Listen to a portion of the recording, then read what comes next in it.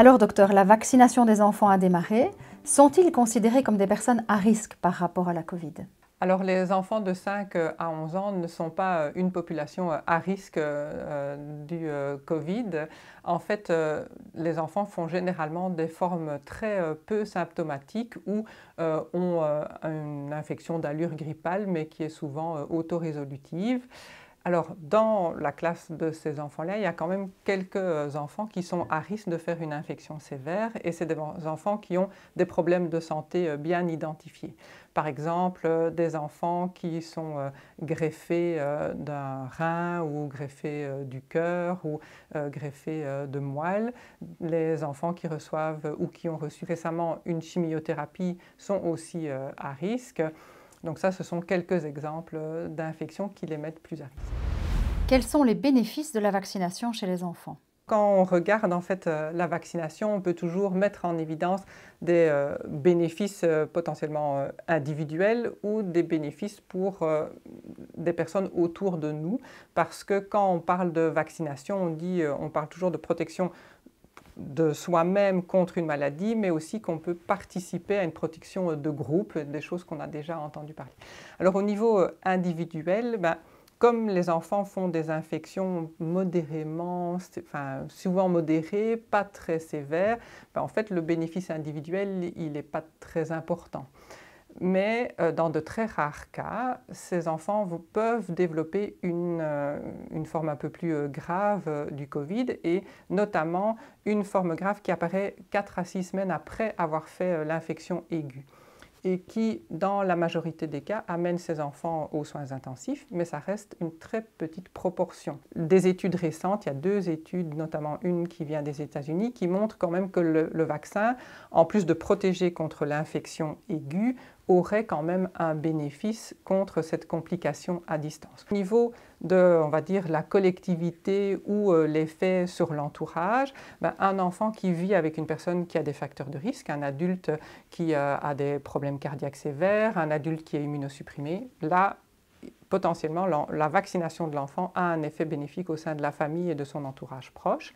Et au niveau de la société en général, on sait que si on est vacciné, on peut quand même potentiellement attraper le microbe. On a une impression que ça pourrait diminuer la transmission, mais là, les chiffres ou les évidences sont un peu moins évidentes, surtout avec la modification du virus et des nouveaux variants qui apparaissent. Et quels sont finalement les effets secondaires attendus de cette vaccination chez les enfants? Ce qu'on voit, c'est que effectivement, la vaccination, ça peut provoquer une douleur au niveau de l'endroit où on a été vacciné, on peut faire un peu de fièvre. Les enfants présentaient souvent éventuellement des nausées ou un peu de fatigue le premier jour ou les quelques premiers jours qui suivent la vaccination. Ça, c'est comme les adultes, c'est comme les adolescents et lors de la deuxième dose, c'était peut-être un peu plus fréquent. C'est des choses qui sont spontanément résolutives et dont on n'est pas inquiet. Alors, est-ce qu'on a d'autres effets secondaires? Donc, il faut savoir que la première étude, elle avait été réalisée sur plus ou moins 2500 enfants. Maintenant, aux États-Unis, il y a 7 millions d'enfants, plus ou moins, qui ont reçu une dose et plus de 2 500 000 enfants qui ont reçu 2 doses. Donc on a quand même une grosse population d'enfants. Ça fait presque 2/3 de la population belge qui a reçu une dose de vaccin. Et là, on n'observe pas nécessairement d'inquiétude ou on n'a pas agité un drapeau rouge en disant « attention, attention, on observe des choses qu'on ne voudrait pas voir ». Ce dont on parle parfois, c'est la myocardite, donc cette inflammation du muscle cardiaque. Et aux États-Unis, sur leur campagne vaccinale, donc jusque les 7 millions d'enfants qui ont reçu une dose, ils ont observé 8 à 10 événements de ce type-là, donc une inflammation du muscle qui a été, dont l'évolution a été tout à fait favorable et assez rapidement, et qui a été observée un peu plus souvent après la deuxième dose. Mais ça reste 8 à 10 cas sur 7 millions de doses administrées, donc c'est extrêmement rare. Parlons un peu du masque. Le porter reste important, notamment à l'école. Pourquoi? Le masque, il reste important d'être porté parce que potentiellement, tous les enfants ne seront pas vaccinés. Et puis, on sait que même si on est vacciné, ben, on peut quand même attraper le microbe et on peut quand même éventuellement le transmettre, même si c'est moins ou même s'il y a quand même un impact du vaccin sur ces éléments-là, ça peut rester. Et pour le moment, actuellement, on est dans une période où le virus il circule beaucoup et il y a beaucoup de personnes qui sont malades, donc c'est toujours extrêmement important de se protéger actuellement, de porter son masque, de se laver les mains, d'essayer de rester quand même un peu à distance de ses amis, etc. Ça reste important. Le port du masque est parfois décrit comme inconfortable, provoquant des maux de tête ou même des difficultés de concentration. Qu'en pensez-vous? Alors, bon, effectivement, je pense qu'on a une sensibilité tous variable par rapport au port du masque.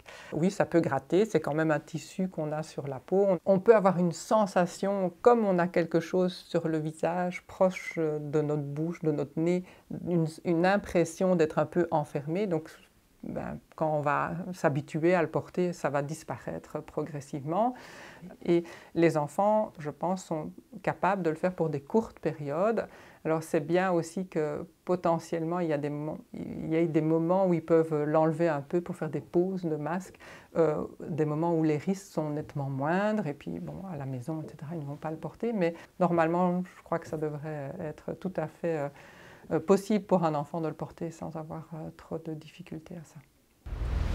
Et vous, quels conseils pourriez-vous donner à vos petits patients ou à leurs parents en termes de vaccination?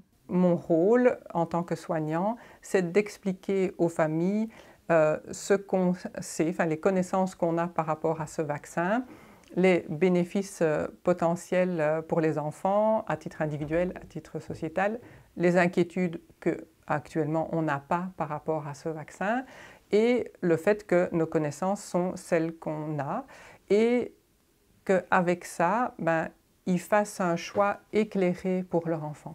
Alors, c'est difficile d'avoir un avis extrêmement tranché parce que je pense qu'il y a des inconnus qu'il faut reconnaître.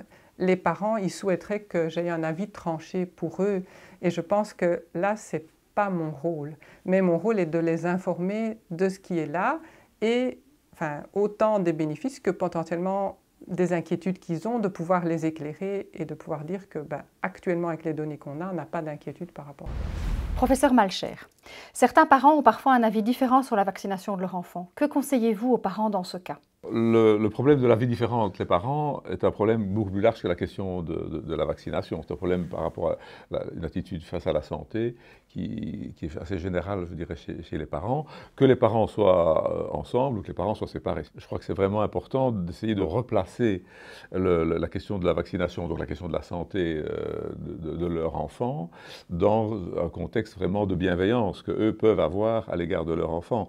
Et que donc il ne faut pas effectivement instrumentaliser d'une certaine manière l'enfant dans ce qui pourrait être un conflit si les parents sont séparés, ou en tout cas dans une position différente, puisqu'on sait quand même que la question de la vaccination clive quand même beaucoup notre société, et il n'y a pas de raison que ça ne clive pas aussi les couples des parents, et on sait bien que dans les familles, ce sont des questions qui sont parfois difficiles, donc il ne faut pas que l'enfant soit concerné par ça. Donc je crois que c'est à nous d'avoir une position, je dirais, pédagogique, vraiment, et aussi ouverte que possible, de privilégier le dialogue entre les parties, avec bienveillance. Et donc, dialogue et bienveillance pour essayer de montrer l'intérêt que ça peut représenter pour l'enfant.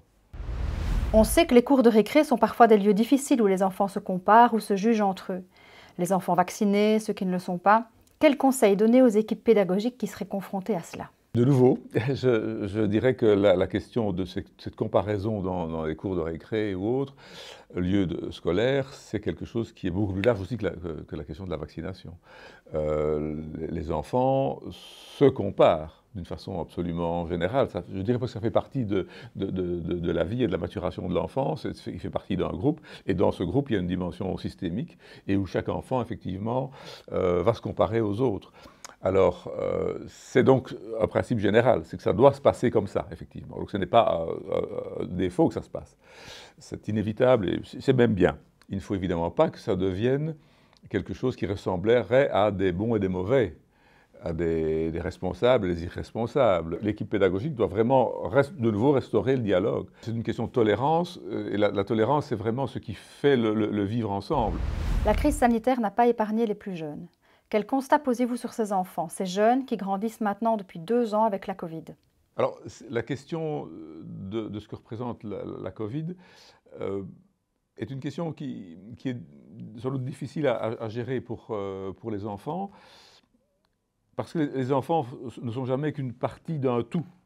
Et l'enfant, en tant que membre de cette société, au sens large, il est un peu une éponge par rapport à tout ce qu'il entend. Et donc, je crois que la difficulté pour l'enfant, c'est d'avoir une maîtrise, je dirais, cognitive, donc au sens compréhension du processus, qu'il n'a pas nécessairement les moyens d'avoir, en fait, réellement. Donc, là, c'est vraiment important de resituer l'enfant dans une perspective générationnelle, c'est-à-dire qu'est-ce que les parents peuvent dire aux enfants, qu'est-ce que les enfants peuvent se dire entre eux, qu'est-ce que les enseignants peuvent dire aux enfants, pour qu'ils comprennent ce qui se passe. On avait lancé à l'époque une petite ligne d'écoute, et il y a une petite fille qui avait dit quelque chose à mes collègues, mes jeunes collègues, qui m'avait vraiment paru extrêmement significatif, et qui avait dit « Non, non, je ne me tracasse pas, parce que je sais que maman va se protéger ».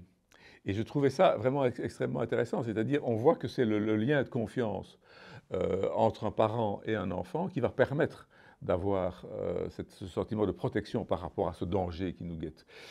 Et inversement, cet exemple-là dit l'inverse aussi, c'est-à-dire les enfants sont des éponges, disais-je, mais donc des éponges de l'angoisse des parents.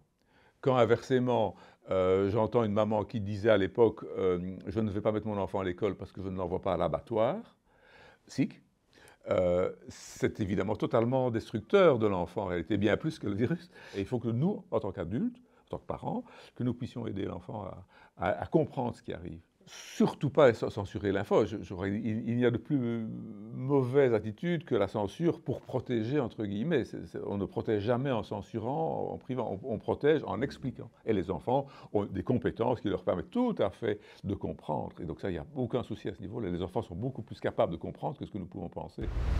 On entend beaucoup parler de résilience dans cette crise sanitaire. Les enfants ont-ils développé de nouvelles compétences? Je pense que, effectivement, par rapport à ce qu'on pourrait appeler une forme de maturité, les enfants sont précisément capables, c'est parfois étonnant, de bien comprendre, parfois avec plus, j'oserais dire, avec plus de rationalité que leurs parents, un certain nombre de choses qui concernent effectivement la santé. Donc les enfants peuvent vraiment poser des bonnes questions et avoir de bonnes inquiétudes, ou des inquiétudes parfois forcées, si jamais ils sont dans un milieu évidemment trop anxiogène. Mais en tout cas, ce serait surtout à ce niveau-là que je situerais entre guillemets, la nouvelle compétence des enfants. C'est une sorte de maturité un petit peu forcée par les circonstances, mais oui, beaucoup d'enfants peuvent révéler finalement leur vraie capacité de compréhension du monde qui les entoure, beaucoup plus que ce qu'on croit.